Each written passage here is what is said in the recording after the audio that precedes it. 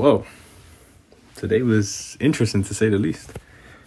We finally got through the 165 and then eventually the 170 barrier on the deadlift, which was nice. It was fun. I mean, I enjoyed it. I had a really good deadlifting session.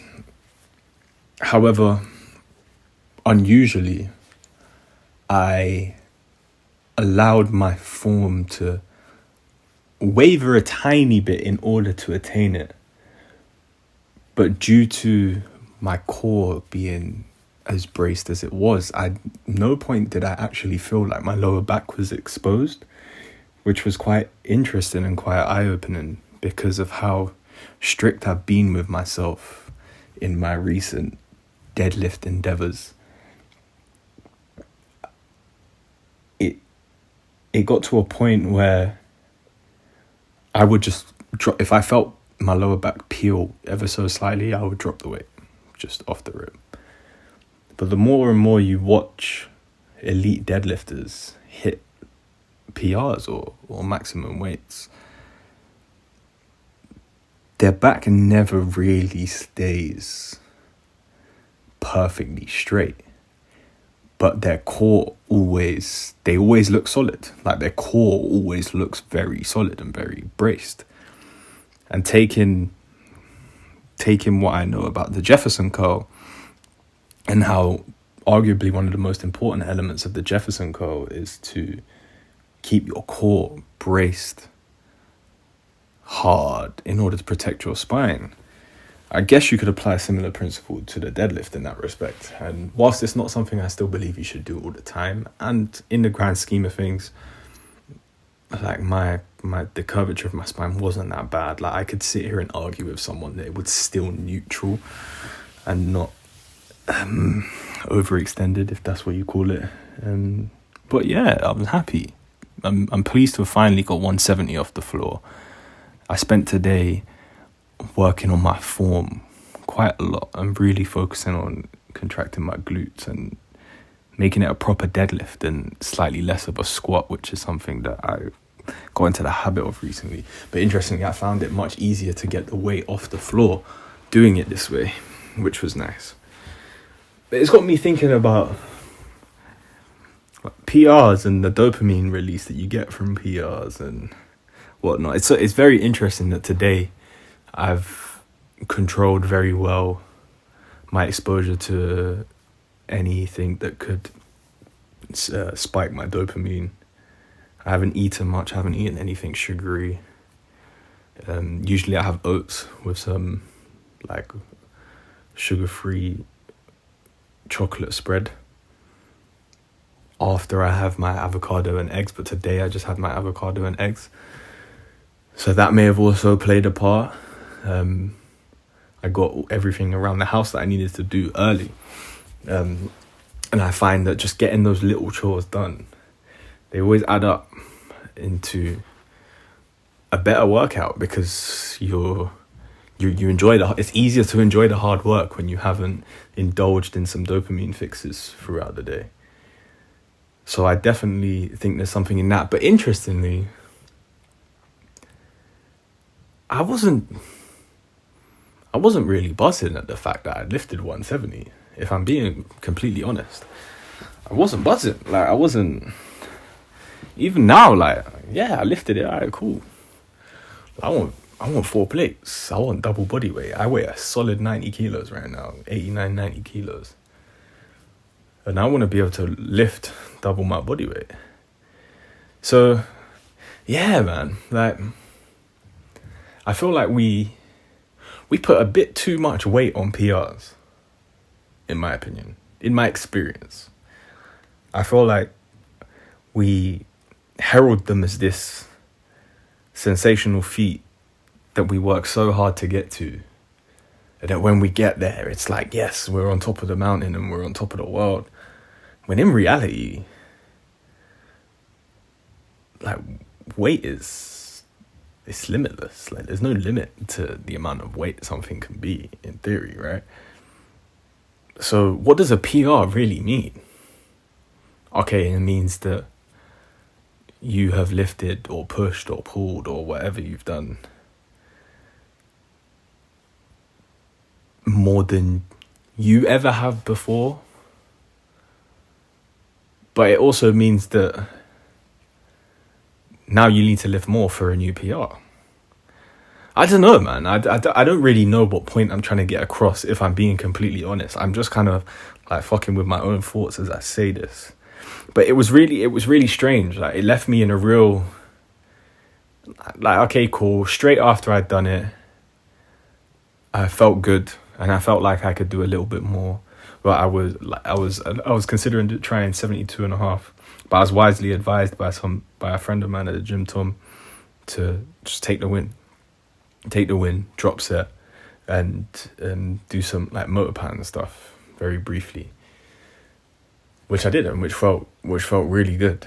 And I'm glad I took that advice, because I got too comfortable and I got too used to, especially with deadlifts, working up to a point where I'd fail and I wouldn't even get the weight off the ground, and then I'd leave that session having to then drop off of that way, and it just didn't feel great. Like, just getting into the habit of failing it's not a good habit.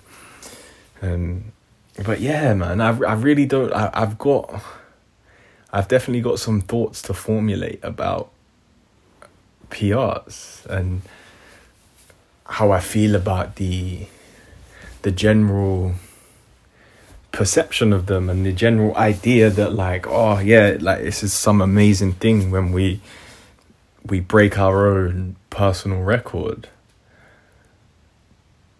Personally, I don't feel that way, and personally, I don't even know if it'd be healthy to really fucking like place that much importance on a PR. Like, I remember, must have been a few days ago now, I was at the gym, and Tom was there, and he had just hit a PR on dead stop rows, and that was it. It was a rep PR for that specific weight. He got one more rep than he'd ever done before, and yeah, like, you could see, okay, yeah, like, it was nice. He was happy that he got it, but the guy wasn't fucking climbing the walls about it, you know what I mean? Like, it is what it is. Like, okay, I can do that now. That mental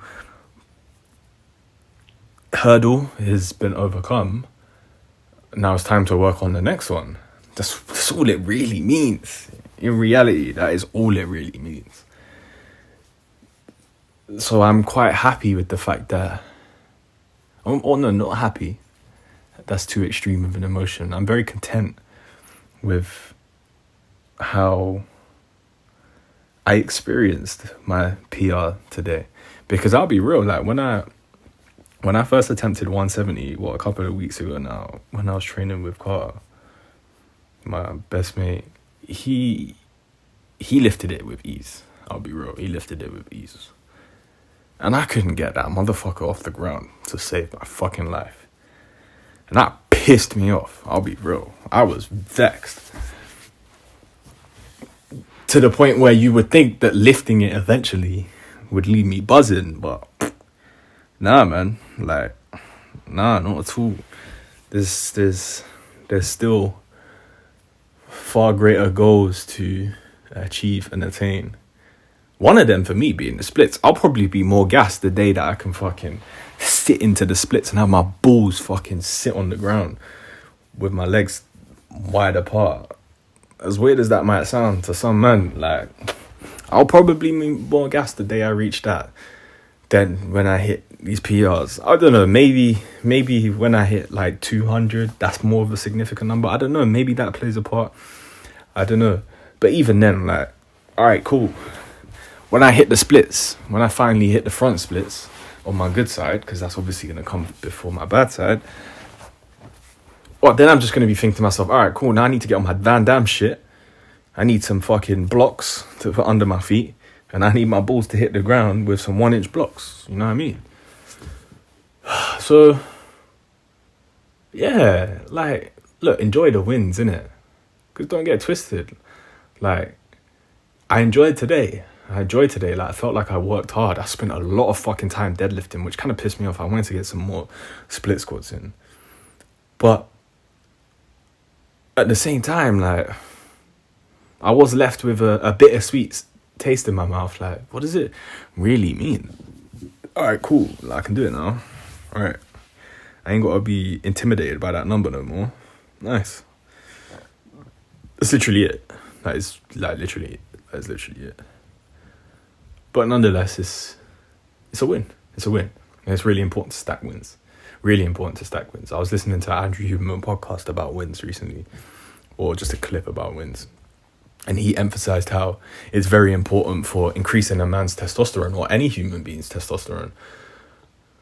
Because if we're constantly failing, like, we're going to feel like shit, our self-talk's going to be bad, and then that's going to have an effect on the chemicals that our body releases, and our level of testosterone will drop. And in the same way that if you figure out a way, I spoke about this in a previous video, if you figure out a way to just give yourself wins and have little challenges throughout your day, every day, that if you complete, then you can say to yourself you were successful. Honestly, it's the best piece of advice I could give to anybody. If I'm being completely honest, it's the best piece of advice I could give to anybody. Stack your wins and make your wins as easy as possible for you to attain. And before you know it, you will be racking up wins that you once thought were fucking miles away or very difficult and huge. Like, what, it was 3-4 weeks ago I got back into deadlifting. And for a long time now, it was just a case of, all right, cool. Like, if I could comfortably move 140, for example, then it felt like a win to me. And now, 3-4 weeks later, I blitzed my this training period PR by 30 kilos. Like I've said before, I lifted 160 when I was early 20s, late teens. My form was atrocious, and I don't have it on camera, so I don't really count that shit. And when I first started deadlifting again in this block, this last year and a half of training, I started deadlifting a month ago or so. 140 was tough, man. 140 was heavy. It was really, really heavy. It was really, really tough. But it was a win, man. Wins. Don't be afraid to give yourself wins, man. We all need a win every now and then, and we all need a pat on our back, most importantly from ourselves from time to time. So go get them wins. I'll see you tomorrow.